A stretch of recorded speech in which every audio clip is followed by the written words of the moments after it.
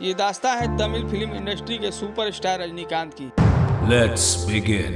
एक ऐसा एक्टर जिसके पास न तो हीरो जैसी हाइट थी, न हीरो जैसा लुक, न ही चार्मिंग फेस और न ही कोई सिक्स पैक एब्स। बस था तो सिर्फ और सिर्फ टैलेंट, जिसके दम पर अपने करियर की शुरुआत की, फिर बुलंदियों की उन ऊंचाइयों को छुआ जिन तक पहुंचना हर किसी के लिए सपना मात्र था। बिना किसी गॉडफादर के अपने संघर्ष के बलबूते और अपनी यूनिक स्टाइल, गजब के स्क्रीन प्रेजेंस और अपने दमदार एक्टिंग के चलते पूरे तमिलनाडु में इनका सिक्का चलने लगा। देखते ही देखते ये तमिल फिल्मों के तलाइवा यानी नंबर 1 सुपरस्टार बन गए। बाद में इन्होंने तेलुगु, मलयालम, कन्नड़ और हिंदी फिल्मों में भी अपना एक नाम बनाया। फिर धीरे धीरे पूरे इंडिया में पॉपुलर हो गया।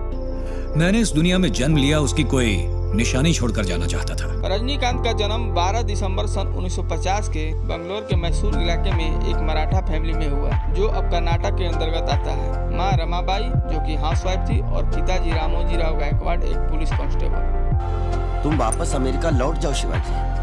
नहीं, ये मेरा वतन है। इनका नाम शिवाजी राव गायकवाड़ रखा गया था मराठा सम्राट छत्रपति शिवाजी के नाम पर। 4 भाई बहनों में रजनीकांत सबसे छोटे थे। बड़े भाई सत्यनारायण राव और नागेश्वर राव तथा बहन अस्वस्थ बालू भाई।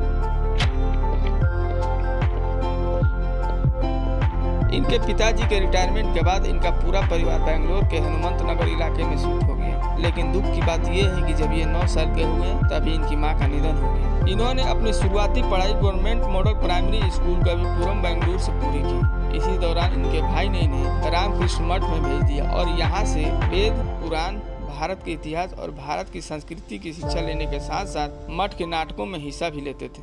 दोस्त, कितने साल हो गए मेरे दोस्त। लेकिन एक समय ऐसा आया जब उन्हें लगा अब एक्टिंग करनी चाहिए। महाभारत की कहानी पर आधारित है वो ड्रामा, जिसमें रजनीकांत ने एकलव्य के दोस्त का रोल प्ले किया था। जहां कन्नड़ के महान कवि डॉक्टर बेंद्रे ने पर्सनली मिलकर इनके परफॉर्मेंस की जमकर तारीफ की। बाद में इनके घर वालों ने इनका दाखिला आचार्य पाठशाला पब्लिक स्कूल में करवा दिया और यहाँ से इन्होंने इंटरमीडिएट तक की पढ़ाई पूरी की। यहाँ पर भी ये अक्सर नाटकों में हिस्सा लिया करते थे। चूँकि घर के हालात ठीक न होने के कारण पढ़ाई के साथ साथ कई तरह के काम करते रहे। कभी ये कूली बने तो कभी कारपेंटर, और फिर बेंगलोर ट्रांसपोर्ट सर्विस में बस कंडक्टर बने।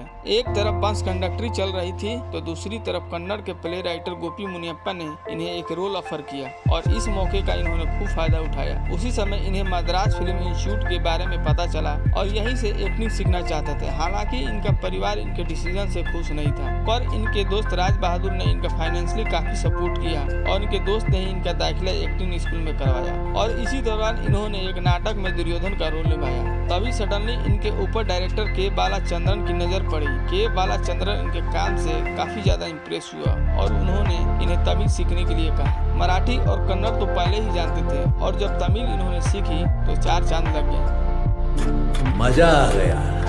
और फिर सन 1975 में के बालाचंद्र की तमिल फिल्म अपूर रसाहंगल से डेब्यू किया और फिर आई कथा संगम, जो कि एक कन्नड़ फिल्म थी। इसके बाद इनकी अंथुलिनी कथा मधुरु मुरुचि एक के बाद एक फिल्म करते चले गए और अपने स्टाइल और एक्टिंग के कारण लोगों के दिलों में एक खास जगह बना ली और 90 के दशक आते आते ये सबसे जबरदस्त कमर्शियल एंटरटेनर बन गए। बेटेलाल, लगता है और एक समस्या खड़ी हो गई। हिंदी सिनेमा में भी ये नजर आए और सुपरस्टार अमिताभ बच्चन की फिल्म अंधा कानून से डेब्यू किया और इसके बाद बॉलीवुड में दर्जनों फिल्म किया, जिनमें गिरफ्तार, फूल बने अंगारे, हम, चालबाज, इंसानियत के देवता, फरिश्ते तथा बुलंदी ऐसी बहुत सी फिल्में की, जिनमें कि बॉलीवुड में उनका डंका बजने लगा। रजनीकांत अमिताभ बच्चन को अपनी इंस्पिरेशन मानते हैं तथा इनके करियर में अमिताभ बच्चन की फिल्मों का बहुत बड़ा योगदान रहा और इस दौरान रजनीकांत ने अमिताभ बच्चन की दर्जनों फिल्म का रीमेक किया, जिसमें अमर अकबर एंथोनी, मजबूर, लवारिस और डॉन जैसी कई फिल्में शामिल हैं। डॉन की रीमेक बिल्ला ने रजनीकांत के करियर में मील का पत्थर साबित हुई और यह फिल्म सुपर डुपर हिट रही। इसमें रजनीकांत साउथ फिल्म इंडस्ट्री के रातों रात सुपरस्टार बन गए। इसी समय रजनीकांत की एक फिल्म मुत्तू आई, जिसने भारत में ही नहीं बल्कि जापान के बॉक्स ऑफिस पर भी खूब धूम मचाई। रजनीकांत के फिल्मी करियर के दौरान उनकी मुलाकात लता रंगाचार्य से हुई, जो अपने कॉलेज की मैगजीन के लिए उनका इंटरव्यू लेने आई थी। इस इंटरव्यू के बाद भी रजनीकांत और लता का मिलना जुलना होता रहा, उनके कॉलेज मैगजीन के इंटरव्यू के सिलसिले में। धीरे धीरे रजनीकांत को लता से प्यार हो गया और 26 जनवरी सन 1981 को उन्होंने तिरुपति के आंध्र प्रदेश में शादी कर ली। इसके बाद उनकी 2 बेटियां हुई, ऐश्वर्या रजनीकांत और सौंदर्या रजनीकांत। ऐश्वर्या ने बड़े होकर जाने माने एक्टर धनु से शादी कर ली। सौंदर्या की शादी अश्विनी कुमार से हुई।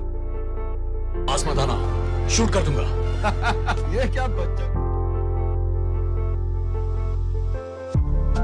इन सब के बाद रजनीकांत पी वासु फिल्म चंद्रमुखी में दिखाई दिए, जो कमर्शियली बहुत हिट हुई। इसके बाद रजनीकांत ने डायरेक्टर शंकर की फिल्म शिवाजी द बॉस में काम किया। इस फिल्म के बाद रजनीकांत के नाम के आगे हमेशा के लिए सुपरस्टार लग गया। कुछ साल बाद सन 2010 में रजनीकांत ने रोबोट फिल्म में काम किया। यह भारत की उस समय तक की सबसे महंगी फिल्म थी। इस फिल्म ने भी बॉक्स ऑफिस पर खूब धूम मचाई। इसके बाद इनकी लिंगा, कबाली, 2.0, काला दरबार, कई ऐसी फिल्में आई जिसे दर्शकों ने खूब पसंद किया और हाल ही में रिलीज हुई उनकी फिल्म जेलर दर्शकों को खूब भा रही है। रजनीकांत को तमिल फिल्मों में काम करने के लिए और उनके योगदान के लिए बहुत सारे अवार्ड मिल चुके हैं। अवार्ड के अतिरिक्त साउथ के लोगों का सपोर्ट भी रजनीकांत के लिए एक अलग लेवल का है। उनसे न केवल प्यार करते हैं बल्कि उन्हें इतनी रिस्पेक्ट भी देते हैं जो रेयर ही किसी फिल्म स्टार के लिए देखने को मिलती है। रजनीकांत को भारत सरकार ने सन 2000 में इंटरटेनमेंट फील्ड में एक्सीलेंट वर्क के लिए पद्म भूषण से सम्मानित किया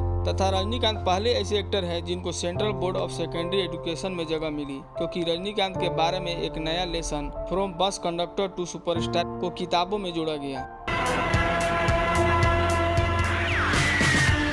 रजनीकांत साउथ में इतने लोकप्रिय हैं, इस बात का अंदाजा इस बात से लगाया जा सकता है कि उनके नाम का दक्षिण में एक मंदिर भी बना है, जो कि प्रशंसकों ने बड़ी श्रद्धा से बनाया है। इस तरह का प्यार और सत्कार शायद ही दुनिया के किसी सितारे को मिला होगा। भारतीय सिनेमा के इतिहास में रजनीकांत का नाम हमेशा गर्व से लिया जाएगा। दोस्तों, मैं आशा करता हूँ कि आप सभी को ये वीडियो पसंद आया होगा। धन्यवाद।